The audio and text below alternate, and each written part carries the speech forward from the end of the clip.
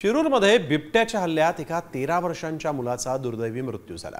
रोहन बोंबे या मुलाचा मृत्यू झाल्यानंतर ग्रामस्थ आक्रमक झाले आणि यावेळेस त्यांनी रस्त्यावर उतरून वन विभागाचं वाहन जाळलं, तसंच कार्यालय देखील पेटवून दिलं। त्यामुळे परिसरात तणाव वाढलेला आहे।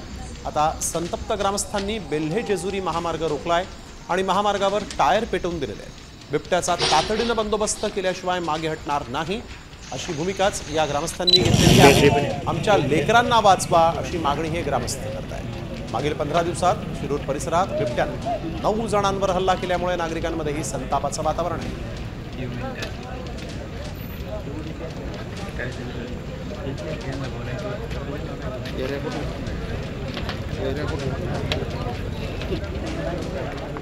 यावेळेस आढावा घेतला आमचे प्रतिनिधी रोहिदास गाडगे यांनी।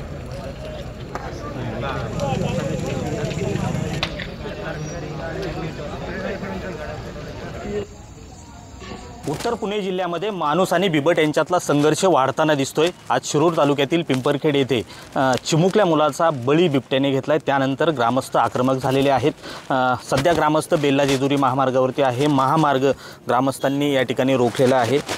तिन्ही बाजूंनी वाहनांच्या लांबच लांब रांगा लागलेल्या आहेत। याच दरम्यान पोलिसांचा या ठिकाणी तगडा बंदोबस्त आहे। 3-4 गावातल्या परिसरातले नागरिक या रस्त्यावरती उतरलेले आहेत। 5 वाजता या संतप्त नागरिकांनी वन विभागाची गाडी पेटवली, त्यानंतर कार्यालयही पेटून दिलं।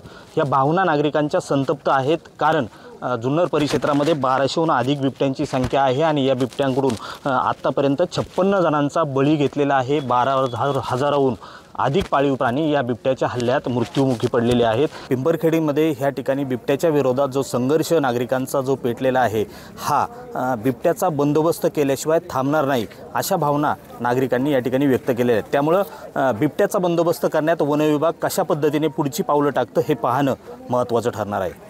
रोहिदास गाडगे, साम टीव्ही न्यूज, शिरूर, पुणे। आता isakal.com आहे देशातील नंबर 1 ची मराठी न्यूज वेबसाईट।